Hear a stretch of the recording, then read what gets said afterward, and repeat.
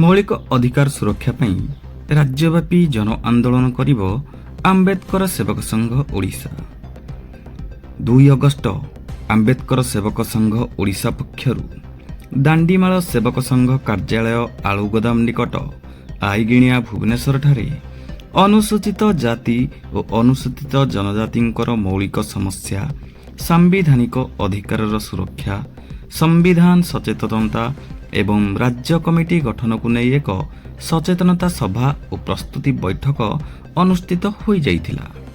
ସଭାରେ ବାବା ସାହେବ ଡକ୍ଟର ଭୀମରାଓ ଆମ୍ବେଦକରଙ୍କର ପ୍ରତିମୂର୍ତ୍ତିରେ ପୁଷ୍ପ ମାଲ୍ୟାର୍ପଣ କରାଯିବା ସହ ବୁଦ୍ଧ ତ୍ରିଶରଣ ଓ ପଞ୍ଚଶୀଳ ପାଠ କରାଯାଇଥିଲା।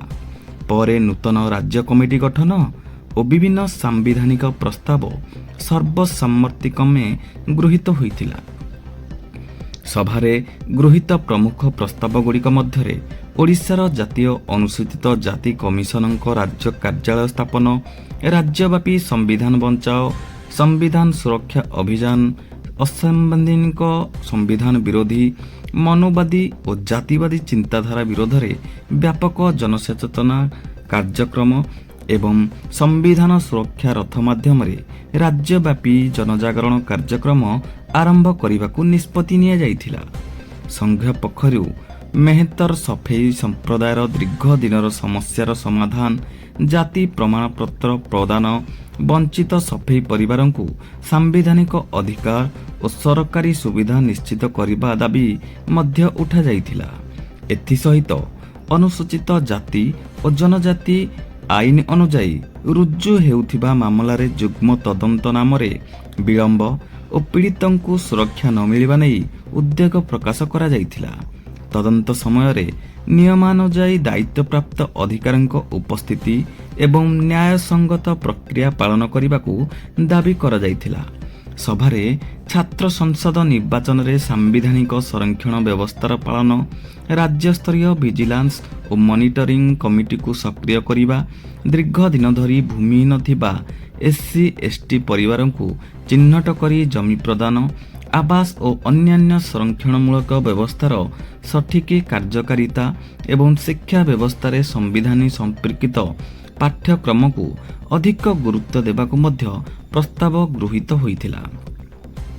ସଭାରେ ରାଜ୍ୟ ଅଧ୍ୟକ୍ଷ ମନୋରଞ୍ଜନ ଜେନା କହିଥିଲେ ଯେ ଏହି ସମସ୍ତ ପ୍ରସ୍ତାବକୁ ଆଧାର କରି ମୌଳିକ ଅଧିକାର ସୁରକ୍ଷା ଏବଂ ସମ୍ବିଧାନ ବଞ୍ଚାଅ ସ୍ଲୋଗାନ ସହ ଆମ୍ବେଦକର ସେବକ ସଂଘ ରାଜ୍ୟବ୍ୟାପୀ ଜନ ଆନ୍ଦୋଳନ ଓ ଜନସଚେତନତା କାର୍ଯ୍ୟକ୍ରମ ଆରମ୍ଭ କରିବ। ସଭାରେ ସମ୍ମାନିତ ଅତିଥି ଭାବେ ରାଜ୍ୟ ଭୋଇ ମହାସଂଘର ଉପସଭାପତି ଗିରୀଶ ଚନ୍ଦ୍ର ଭୋଇ, ଦାଣ୍ଡିମାଳ ସେବକ ସଂଘର ସଭାପତି ପ୍ରକାଶ ଚନ୍ଦ୍ର ନାୟକ, ରାଜ୍ୟ କାର୍ଯ୍ୟକାରୀ ଅଧ୍ୟକ୍ଷ ଦୈତାରୀ ନାୟକ, ସାଧାରଣ ସମ୍ପାଦକ କ୍ଷୀରୋଦ କୁମାର ନାୟକ, ସୁରେଶ ନାୟକ, ଉପଦେଷ୍ଟା ସୁବଳ ନାୟକ, ମହିଳା ସଭାନେତ୍ରୀ ସୁପ୍ରଭା ମଲ୍ଲିକ, ସାମାଜିକ ସୁରକ୍ଷା ଅଧିକାର ମଞ୍ଚ ଖୋର୍ଦ୍ଧାର ସଭାପତି ରବିନାରାୟଣ ନାୟକ, ଜଗତସିଂହପୁର ଜିଲ୍ଲା ସଂଯୋଜକ ଯୁବନେତା ପିଣ୍ଟୁ ଜେନା, ଅନିତା ନାୟକ, ଲକ୍ଷ୍ମୀପ୍ରିୟା ପାତ୍ର, ପ୍ରମୋଦିନୀ ମଲ୍ଲିକ, ଯଶବନ୍ତ ଜେନା, ଯୁବନେତା ଆକାଶ ନାୟକ, ଆମ୍ବେଦକର ମିଶନ ଓଡ଼ିଶା ସଭାପତି ସୁକାନ୍ତ ଭୋଇ, ଉପଦେଷ୍ଟା ମାୟାଧର ଜେନା, ସୁଲିନ ନାୟକ, ଚରଣ ନାୟକ, ଗଣେଶ ନାୟକ ଓ ପ୍ରମୁଖ ଉପସ୍ଥିତ ରହିଥିଲେ। କାର୍ଯ୍ୟକ୍ରମକୁ ଦୈତାରୀ ନାୟକ ସଂଯୋଜନା କରିଥିବା ବେଳେ ସାଧାରଣ ସମ୍ପାଦକ ଧନ୍ୟବାଦ ଅର୍ପଣ କରିଥିଲେ। ଧନ୍ୟବାଦ ଦଉଛି ମାନ୍ୟବର ମୁଖ୍ୟମନ୍ତ୍ରୀ କି ସେ ଯାହା ବି ହୁଅନ୍ତୁ ନା କାହିଁକି ଭିଜିଲାନ୍ସ ମନିଟରିଂ କମିଟି ଏବଂ କଲ୍ୟାଣ ଏସ୍ସି ଏସ୍ଟି କଲ୍ୟାଣ କମିଟି ଗଠନ କଲେ। ଆମର ହାତ କାଟିଥିବା ଏକଲବ୍ୟ ତାଙ୍କ ନାଁ ବି ସେଇ ଭବନ ରକ୍ଷା ପାଇଁ ମୁଁ ଦେଇଛି। ମୁଁ ଏ କଥା କହିବାର ପାସପୋର୍ଟ ମାରୁନି। ଓଡ଼ିଶା ରାଜ୍ୟରେ ଯଦି କେହି ବରମୁଣ୍ଡା ବସଷ୍ଟାଣ୍ଡକୁ ବାବା ସାହେବଙ୍କ ନାମରେ କହିବା ପାଇଁ ପ୍ରସ୍ତାବ ଦେଇଥିଲେ, ଆଜି ବଡ଼ ବଡ଼ ଅକ୍ଷର ଦେଖୁଛନ୍ତି। ଧନ୍ୟବାଦ ଦେବି ଆଜି ସରକାର ନଥାନ୍ତି ପଛରେ ଭିକେ ପାଣ୍ଡିଆନ ମହୋଦୟ ପାର୍ଟି ସଚିବ ବାବା ସାହେବଙ୍କ ନାମରେ ଏଠି କହିଛନ୍ତି। ଏବଂ এই ପରିସ୍ଥିତି ଭିତରେ ପ୍ରଥମେ ବହୁତ ଦୁଃଖିତ କି ରାଜ୍ୟରେ ନା ପ୍ରାକୃତିକ ବନ୍ୟା ଚାଲିଛି ଏବଂ ମୁଁ ମଧ୍ୟ ବନ୍ୟା ପରିଦର୍ଶନ ଯାଇଛି ଏବଂ ରାଜ୍ୟ ସରକାର ଯେଭଳି ଭାବରେ ବନ୍ୟା ହେଇଛି ତାକୁ ମୁକାବିଲା କରିବାରେ ବିଫଳ ହୋଇଛନ୍ତି। এই ବନ୍ୟାରେ ସବୁଠାରୁ ବେଶୀ କ୍ଷତି ହୋଇଛନ୍ତି ଯେଉଁମାନେ SC ST OBC ଯେଉଁମାନଙ୍କର ଟଲିଟି ଚାଲି ପାରୁନାହିଁ, ଯେଉଁମାନଙ୍କର କୁକୁଡ଼ା ଛେଳି ଯେଉଁମାନଙ୍କର ଘର ଦ୍ୱାରା ଧାନ ଚାଉଳ ଭାସିଯାଉଛି, ଯେଉଁମାନେ ବିଲରେ ଖାଟ କାମ କରୁଥିଲେ ତାଙ୍କ ଧାନ ରୋଇଥାନ୍ତି ସେମାନଙ୍କର ଆଉ ସେଇ ପରିସ୍ଥିତିରେ କିଭଳି ରାଜ୍ୟ ସରକାର ସେମାନଙ୍କୁ କୌଣସି ପ୍ରକାର ସହାୟତା ଦେଇଥାଏ। ସେଇ ପରିସ୍ଥିତିରେ ଆମେ ଏକ ପ୍ରସ୍ତୁତି ବୈଠକ କରୁଛୁ। ସେ କାର୍ଯ୍ୟ ଚାଲିଥିଲା ବେଳେ ରାଜ୍ୟରେ ବର୍ତ୍ତମାନ ଯେଉଁଭଳି ଛାତ୍ର ଆନ୍ଦୋଳନ ହେଉଛି ଏବଂ ରାଜ୍ୟରେ ଯେଭଳି ଭାବରେ ଶିକ୍ଷାକୁ ଅପମାନ କରାଯାଉଛି ଏବଂ ଶିକ୍ଷାକୁ ସମ୍ପୂର୍ଣ୍ଣ ଭାବେ ଧ୍ୱଂସ କରିବାର ଗୋଟେ ଯୋଜନା କରାଯାଉଛି ଏବଂ ମନୁବାଦୀ ଷଡ଼ଯନ୍ତ୍ର ହେଉଛି, ସେହି ସମୟରେ ଆମେ ଏକ ପ୍ରସ୍ତୁତି ନେଇଛୁ ଯେ ବନ୍ୟା ମୁକାବିଲା ପରେ ରାଜ୍ୟ ସରକାରଙ୍କୁ ବାବା ସାହେବ ଆମ୍ବେଦକର ସେବକ ସଂଘ ତାର ହିସାବ ମାଗିବ ବନ୍ୟା ସ୍ଥିତି ନେଇ, ଶିକ୍ଷା ସ୍ଥିତି ନେଇ, ତତ୍ସହିତ ବାବା ସାହେବଙ୍କ ନାମରେ ଯେଉଁ ଆମ୍ବେଦକର ଭବନ କରିବାକୁ କହିଥିଲେ ତାହା କରିନାହାନ୍ତି। ମେହେନ୍ତର ଜାତି ଯେଉଁମାନେ ଏ ସମାଜ ସବୁଠାରୁ ଡିପ୍ରେସ୍ ସରକାର ତ୍ରୁଟି କରିଛନ୍ତି ବନାନଗତ ତାକୁ ସଂଶୋଧନ କରିନାହାନ୍ତି ଏବଂ ତା ସହିତ ଛାତ୍ରମାନଙ୍କର ଯେଉଁ ଆନ୍ଦୋଳନ ଯେଉଁ ଛାତ୍ର ଇଲେକ୍ସନ ହେଉଛି ତା ଦେହରେ ସଂରକ୍ଷଣ ରଖାଯାଉନାହିଁ, SC ST ସଂରକ୍ଷଣ ରଖାଯାଉନାହିଁ। ଏସବୁ କଥାକୁ ନେଇକରି ବିଧାନସଭା ଆଗରେ ଆମେ ଗଣଧାରଣା ରିଲେ କରିବୁ ଏବଂ ତା ସହିତ ଗୋଟେ ସମ୍ବିଧାନ ସଚେତନତା ରଥ ପରିକ୍ରମା କରିବୁ ଏବଂ ଆରକ୍ଷଣକୁ ନେଇକରି ଯେ ରାଜ୍ୟରେ ଏବେ ଗୋଟେ ଡିବେଟ୍ ଚାଲିଛି ଯେଉଁ ଆରକ୍ଷଣ 200 ବର୍ଷ ଧରି ବ୍ରିଟିଶ ଶାସନ ସମୟରେ ହେଇଥିଲା, ଯେଉଁ ଆରକ୍ଷଣ 800 ବର୍ଷ ଧରି ମୋଗଲ ଶାସନ ହେଇଥିଲା ଏବଂ ଯେଉଁ ଆରକ୍ଷଣ ହଜାର ହଜାର ବର୍ଷ ଧରି 5000 ବର୍ଷ ଧରି ମନୁବାଦୀ ଶାସନ ହେଇଥିଲା ସେ ଆରକ୍ଷଣକୁ ହଟାଯାଉ, ଜାତି ପ୍ରଥାକୁ ସମ୍ପୂର୍ଣ୍ଣ ହଟାଯାଉ, ତା ସହିତ ସାମ୍ବିଧାନିକ ଇଏକୁ ହଟାଯାଉ। ଆକୁ ଆମେ ଏକ ଡିବେଟ୍ କରୁଛୁ ଏବଂ କୋଉ ଜାତିକୁ ନେଇକରି ହଟାଯାଉ ଆମେ ଟୋଟାଲ ଜାତି ପ୍ରଥାକୁ ହଟାଯାଉ, କେଉଁ ଜାତିକୁ ହଟାଯାଉ ଆମେ କହୁନୁ। ଜାତି ପ୍ରଥା ହେଉଛି ଏ ଦେଶର କଳଙ୍କ, ତାକୁ ହଟେଇ ଦେଲେ ମଣିଷ ତାର ମାନବିକତାର ପରିଚୟ ନେଇକି ରହିବ ଏବଂ ଆର୍ଥିକ ସ୍ତରରେ ଯିଏ ଯାହାକୁ ଇଏ କରାଯାଉଛି କରାଯାଉ। ତେଣୁ ଥିଲା ଯେଉଁ ବୈଠକ କି ଆମର ଆମ୍ବେଦକର ସେବକ ସଂଘ ଅନୁକୂଳରେ ଯେଉଁ ବୈଠକଟି କରାଯାଇଛି ସେ ବୈଠକରେ ଆଜି ଅତିଥି ହିସାବରେ ଗ୍ରହଣ କରିଥିଲେ ଏବଂ ଆମେ ଯେତେବେଳେ ଦେଖିଛୁ ମିଟିଂଟି ଆରମ୍ଭ କରାଯାଇଛି ବିଶେଷ ଭାବରେ ଆମର ମେହେନ୍ତର ଉପରେ ଗୋଟେ ଆଲୋଚନା ବି କରିଥିଲେ ଏବଂ ମୁଁ ସୁନ୍ଦର ଭାବରେ ତାଙ୍କୁ ସ୍ୱାଗତ କରୁଛି ଯେ ବାସ୍ତବିକ କଥା ମେହେନ୍ତର ଯେଉଁ ଭଳି ଭାବରେ ଯେଉଁ ଅବସ୍ଥାରେ ରହିଛନ୍ତି ତାଙ୍କୁ କିନ୍ତୁ କେଉଁ ସ୍ଥାନ ଟିକେ ମିଳୁନି, ସେଇଟା ହେଉଛି ବଡ଼ ଦୁଃଖର କଥା। ଯାହାର ଜାତି ଥାଇକି ଯଦି ସେଇ କାର୍ଯ୍ୟ କରିବା ଫଳରେ ବି ସେ ନିଶ୍ଚିତ ଭାବରେ ତାର ନିଜର ପରିଚୟ ମିଳୁନି ଏବଂ ସେ ଜାତିରେ ରହିବା ବି ଅସମ୍ଭବ ବୋଲି ଆମେ ଅନୁଭବ କରୁଛୁ।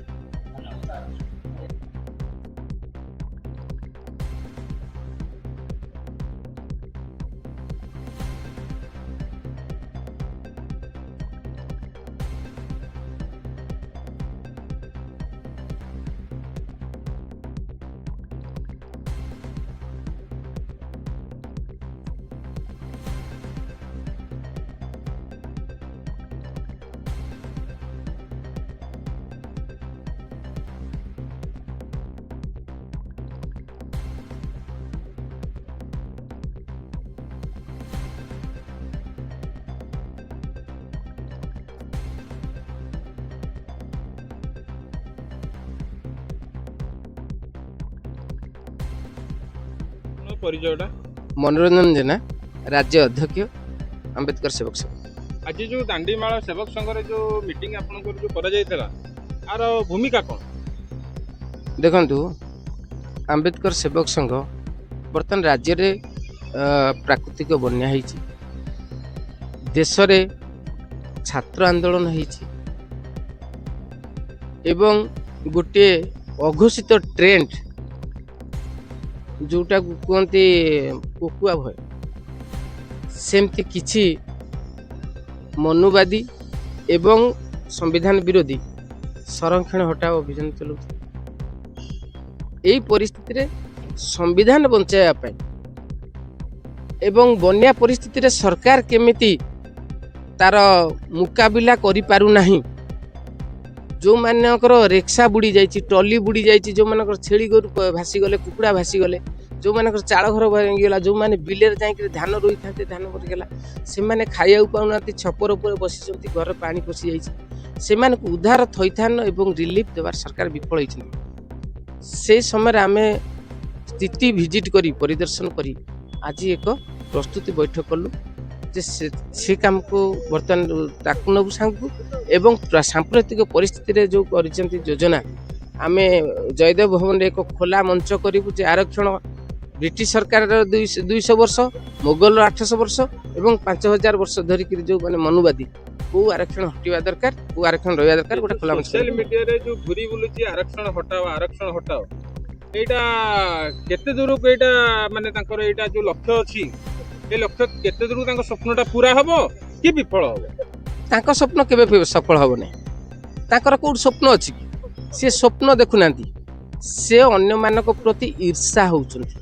ସେମାନେ ଚାହୁଁନାହାନ୍ତି ଯେ ଏ ସମାଜରେ ଶୋଷିତ ବଞ୍ଚିତ ଲାଞ୍ଛିତ ନିଷ୍ପେଷିତ ଅବହେଳିତ ବ୍ୟକ୍ତି ବର୍ଗ ସେ ଆଗକୁ ଯାଆନ୍ତି।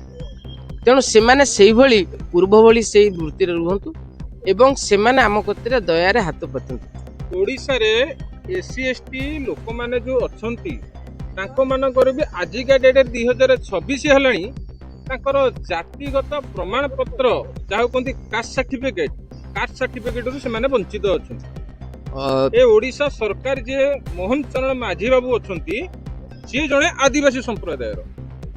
এই SC ST ଲୋକମାନେ ବି ଆଜି ପର୍ଯ୍ୟନ୍ତ ଜାତିଗତ ପ୍ରମାଣ ପତ୍ର ପାଇପାରି ନାହାନ୍ତି। ତା ସହିତ ବି ତାଙ୍କ ପିଲାମାନେ କୌଣସି ସରକାରୀ ସହାୟତା ବି ପାଇପାରୁନାହାନ୍ତି। ତା ଉପରେ ଆପଣ କ'ଣ କଥା ରଖିବେ? ଜାତିଗତ ପ୍ରମାଣପତ୍ର ହେଉଛି ଆମର ସାମ୍ବିଧାନିକ ମୌଳିକ ଅଧିକାର। ତେଣୁ ସାମ୍ବିଧାନିକ ମୌଳିକ ଅଧିକାରକୁ କାର୍ଯ୍ୟକାରୀ କରିବା ହେଉଛି ଗୋଟେ ସରକାରର ଦାୟିତ୍ୱ ଏବଂ କର୍ତ୍ତବ୍ୟ ମଧ୍ୟ। ତେଣୁ ଏ ସରକାର ଏଇଥିପାଇଁ କରୁନାହାନ୍ତି ଯେ ଏମାନଙ୍କର ଅପାରଗ ଅଫିସର ଅଛନ୍ତି ଏବଂ ସରକାର ନିଜେ ମେହେତର ଜାତିକୁ ଏପର୍ଯ୍ୟନ୍ତ ଏସ୍ସିଭୁକ୍ତ କରାଯାଇନି ଏବଂ ସରକାର ଯଦି କରାଯାଏ ଆଜି ସଫେଇ କିଏ କରୁଛନ୍ତି? ଯୋଉଠି ମୋହନ ମାଝୀ ଅଛନ୍ତି ସେ ଘର ସାମ୍ନା କିଏ ସଫେଇ କରୁଛି?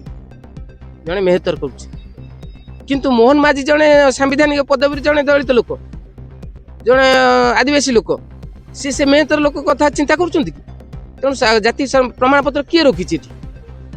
ଜାତି ପ୍ରମାଣପତ୍ର ଏଇଥିପାଇଁ ରଖାଯାଇଛି ଯେ ଏମାନେ ସମସ୍ତେ ଏକାଠି ନ ହୁଅନ୍ତୁ। ଏ ମେହେନ୍ତର କାଷ୍ଟ ସାର୍ଟିଫିକେଟ ଯୋଉ କଥାଟା ଆପଣ ଯୋଉ କହିଲେ, ଯୋଉ ମେହେନ୍ତର ଜାତିର ଯୋଉ ଲୋକମାନେ ଯୋଉ ବର୍ଗର ଲୋକମାନେ ଅଛନ୍ତି କାଷ୍ଟ ସାର୍ଟିଫିକେଟ ପାଇପାରି ନାହାନ୍ତି, ଆଉ ଉପରେ ଆପଣ ପଦକ୍ଷେପ କ'ଣ ନେବେ? ଆପଣଙ୍କ ସଂଗଠନ ତରଫରୁ କ'ଣ ପଦକ୍ଷେପ ପଦକ୍ଷେପ ସେ ଯେମିତି କାଷ୍ଟ ସାର୍ଟିଫିକେଟ ଯେମିତି ପାଇପାରିବେ? ପଦକ୍ଷେପ ସରକାର ନେବେ। ସରକାରକୁ କେମିତି ତା ବେକ ସଣ୍ଡାକୁ ମୋଡ଼ା ଯାଇପାରେ ସମ୍ବିଧାନ ଆଇନରେ ସେ ବ୍ୟବସ୍ଥାଟା ଆମେ କରିଛୁ। ଆଜି ତାର ଷ୍ଟ୍ରାଟେଜି ଥିଲା। ଆଉ ସରକାରକୁ ଖୁବ୍ ଶୀଘ୍ର ଚେତାବନୀ ବି ଦେଇ ଦେଉଛୁ, ମେହେତର ଜାତି ତମ ଦୟା ନୁହଁ, ତମ ବାପାର ସମ୍ପତ୍ତିରୁ ଭାଗ ମାଗୁନାହାନ୍ତି। ମେହେତର ଜାତି ତାଙ୍କ ହକ୍, ତାଙ୍କ ଜାତି ପରିଚୟ ଦିଅ। ସେ କୋଉ ଜାତିର? ଯଦି ସେ ସଫେଇ ଜାତିର ତାହେଲେ ଆଜି ପର୍ଯ୍ୟନ୍ତ ତମେ କାହିଁକି ଦେଇନା? ଭୁଲ ମାଗ, କ୍ଷମା ମାଗ ଏବଂ ତୁରନ୍ତ ତାକୁ କର, ନହେଲେ ତମକୁ ଚପଲ ପିଟୁଣି ଯେମିତି ହବ ସେମିତି ମୋହନ ମାଝୀ ଫଟୋ ରଖି ଚପଲ ପିଟୁଣି ହବ ଆଉ ଅଧିକାରକୁ ଛଡେଇକିରି ନେବୁ। ଏ ଦୟା ନୁହଁ, କା ବାପାର ହକ୍ ମାଗୁନ। ଭାଇ ଆପଣଙ୍କ ପରିଚୟଟା? ରବି ନାରାୟଣ ନାୟକ, ସାମାଜିକ ନ୍ୟାୟ ଅଧିକାର ସୁରକ୍ଷା ମଞ୍ଚର ରାଜ୍ୟ ସଭାପତି। ଆଜି ଯୋଉ ଦାଣ୍ଡିମାଳ ସେବକ ସଂଘରେ ଯୋଉ ବୈଠକ କରାଯାଇଥିଲା ଆପଣ ଏଠିକି ଆସିଥିଲେ, ମାନେ ଆ ଉପରେ କ'ଣ ଆପଣ କଥା ରଖିବେ? ଆଜି ଦାଣ୍ଡିମାଳ ସେବକ ସଂଘ ଏବଂ ବାବା ସାହେବ ଆମ୍ବେଦକର ସେବକ ସଂଘ ମିଳିତ ଆନୁକୂଲ୍ୟରେ ଆଜି ଏକ ସମୀକ୍ଷା ବୈଠକ ଆଜି ଥିଲା। ସମୀକ୍ଷା ବୈଠକର ମୁଖ୍ୟ ଉଦ୍ଦେଶ୍ୟ ହେଉଛି ଯେ ଯେଉଁ ରିଜର୍ଭେସନ୍ ହଟାଅ, ଯେଉଁ ଏବେ ଗୋଟେ ଆନ୍ଦୋଳନ ଚାଲିଛି ରିଜର୍ଭେସନ୍ ହଟାଅ ବୋଲି, କିନ୍ତୁ ଏଇ ଆନ୍ଦୋଳନ ଆଜି କାହିଁକି ଜୋରସୋରରେ ଉଠିଲା? କାହିଁକି ନା ମୁଁ ଆଜି ଗଣମାଧ୍ୟମଙ୍କ ଜରିଆରେ ଓଡ଼ିଶାର ନାଗରିକଙ୍କୁ ଏବଂ ଭାରତ ବର୍ଷର ନାଗରିକଙ୍କୁ ମୁଁ ସୂଚାଇ ଦେବାକୁ ଚାହେଁ ଯେ ଜେନ୍ ଜି ବା କକରୋଜ ଜନତା ପାର୍ଟି ଯେଉଁ ଆନ୍ଦୋଳନ କରିଥିଲେ ଏବଂ ସେ ଆନ୍ଦୋଳନ ଯେଉଁ ମହାସମର ହେଇଥିଲା ଏବଂ ସେ ଆନ୍ଦୋଳନ ଆଜି ସକ୍ସେସ୍ ହେଇଛି ଏବଂ ବିଜେପି ଗଭର୍ଣ୍ଣମେଣ୍ଟ ଭୟଭୀତ ଯେ ଜେନ୍ ଜି ଆଗକୁ ବହୁ ମାତ୍ରାରେ ବଢ଼ିବ ଏବଂ ବିପ୍ଳବ ଚିନ୍ତାଧାରା ନେଇକି ଗତି କରିବ। ତ ଜେନ୍ ଜିକୁ ଭାଙ୍ଗିବା ପାଇଁ ତାର ଅଗ୍ରସର ହେଇଥିବା ରାସ୍ତାକୁ ବାଟମାରଣା କରିବା ପାଇଁ ଜେନ୍ ଜିରେ ଯେହେତୁ SC ST OBC ମାଇନରିଟି ସବୁ ବର୍ଗର ଲୋକମାନେ ବା ସବୁ ବର୍ଗର ଷ୍ଟୁଡେଣ୍ଟ ମାନେ ବା ଯୁବପିଢ଼ି ମାନେ ଥିଲେ ଜେନ୍ ଜିରେ ଥିଲେ, ତେଣୁକରି ଜେନ୍ ଜିକୁ ପଥଭ୍ରଷ୍ଟ କରିବା ପାଇଁ ଜେନ୍ ଜି ଭିତରେ ଲଢ଼େଇ କରିବା ପାଇଁ ଆଜି ରିଜର୍ଭେସନ୍ କଥାକୁ ଆଣିକି ଜେନ୍ ଜି ଭିତରେ ଲଦି ଦିଆଗଲା। ଯାହାଫଳରେ କି ରିଜର୍ଭେସନ କଥାକୁ ଯେଉଁମାନେ ରିଜର୍ଭେସନକୁ ଯେଉଁମାନେ ସପକ୍ଷ କରୁଛନ୍ତି ଯେଉଁ ଯୁବପିଢ଼ି ସେମାନେ ବାଟବଣା ହେଇ ଜେଏନ୍ଜି ଠୁ ଅଲଗା ହେଇଯିବେ ବା ଜେଏନ୍ଜିଟା ଡିଭାଇଡେଡ୍ ହେଇଯିବ। କିନ୍ତୁ ଯେଉଁ ଯୁବପିଢ଼ି ମାନେ ଆଜି ରିଜର୍ଭେସନକୁ ବିରୋଧ କରୁଛନ୍ତି ଆମେ ଗଣମାଧ୍ୟମଙ୍କ ଜରିଆରେ କ୍ୱେଶ୍ଚିନ୍ କରୁଛୁ ଯେ ଭାରତର ସୁପ୍ରିମକୋର୍ଟରେ କେତେଟା ବିଚାରପତି ଅଛନ୍ତି ଯେଉଁମାନେ ଏସ୍ସି ଏସ୍ଟି କ୍ୟାଟେଗୋରୀର ରିଜର୍ଭେସନ ବ୍ୟବସ୍ଥାରେ ସେମାନେ ବିଚାରପତି ହେଇଛନ୍ତି କେତେଟା ଅଛନ୍ତି ଓଡ଼ିଶାରେ ବା ସମଗ୍ର ଭାରତ ବର୍ଷରେ କେତେ ଜଣ ଆଇଏଏସ୍ ଆଇପିଏସ୍ ଓଏଏସ୍ କ୍ୟାଟେଗୋରୀର ଅଫିସର ଅଛନ୍ତି ଯେଉଁମାନେ ରିଜର୍ଭେସନରୁ ନେଇକି ସେମାନେ ହେଇଥିବେ କେତେଟା ରିଜର୍ଭେସନର ଫାଇଦା ନେଇ ଆମର ଏସ୍ସି ଏସ୍ଟି କମ୍ୟୁନିଟିର ଲୋକମାନେ ବା ନେତାମାନେ ବା ବିଜନେସମ୍ୟାନ୍ ମାନେ ହଜାର ହଜାର କୋଟି ହଡପ କରିକି ବିଦେଶକୁ ଚାଲି ଯାଇଛନ୍ତି ଉଦାହରଣ ସ୍ୱରୂପ ଯେମିତି ବିଜୟ ମାଲ୍ୟା ଲଲିତ ମୋଦି ଏବଂ ଅନ୍ୟମାନେ ଯେଉଁମାନେ ଅଛନ୍ତି କେତେଟା ଏସ୍ସି ଏସ୍ଟି ବାଲା ରିଜର୍ଭେସନ ଆଳରେ ଟଙ୍କା ଲୁଟିକି ବିଦେଶକୁ ଚାଲି ଯାଇଛନ୍ତି। ଏବେ ବର୍ତ୍ତମାନ ଯୋଉ ସୋସିଆଲ ମିଡିଆରେ ଯୋଉ ଚହଳ ସୃଷ୍ଟି ହେଇଛି ରିଜର୍ଭେସନ ହଟାଓ आरक्षण हटाओ एटा केते दूरକୁ ଏଇ ସରକାର ଆଉ ଏଇ ଯୋଉ ଭାରତ ବର୍ଷରେ ଯୋଉ ଲୋକମାନେ ଯୋଉ ମାନସିକତା ଯୋଉ ରଖିଛନ୍ତି ରିଜର୍ଭେସନ ହଟିଯିବ ବୋଲି ଏଟା କେତେ दूरକୁ ଏଟା ତାଙ୍କର ସ୍ୱପ୍ନଟା ସାକାର ନା ଏଇଟା ସମ୍ଭବ ଜମା ବି ନୁହେଁ କାରଣ ନିଜେ ସରକାର संविधान जो चालुची जो व्यवस्था चली निजे सरकार निजे संरक्षण व्यवस्था कर सरकार निजे जो एमपी एमएलए अच्छे भी संरक्षण व्यवस्था अच्छी मंदिर थिबा पूजारी बा मंदिर ट्रस्ट बोर्ड ताकू जो ट्रस्ट बोर्ड व्यवस्था चलाउची क्षेत्र में ब्राह्मण मान संरक्षण व्यवस्था अच्छी ओबीसी मानकर संरक्षण व्यवस्था अच्छी किंतु हजार हजार वर्ष धरी शिक्षा शासन संपत्ति रे ब्राह्मण मानकर संरक्षण व्यवस्था थिला हजार हजार वर्ष धरी से मोलई खाई आसुले किंतु आज मात्र 70 वर्ष बयस मात्र 70टा वर्ष रिजर्वेशन बा कोटार व्यवस्था करा जाय संरक्षण व्यवस्था करा जाय आज तांको हजम होउनी कि सेमान के क्वेश्चन करछंती हजार हजार वर्ष धरी एई मूल निवासी बहुजन समाज अत्याचार शिकार होउथिला बेकर माठिया पछरे झाड़ू धरिक अत्याचार करा जाउथिला अमानवीय पाशविक अत्याचार करा जाउथिला शिक्षा शासन संपत्ति वंचित करा जाउथिला केबे क्वेश्चन करछंती से समाज केउ दिगरे गति करथबो ये जो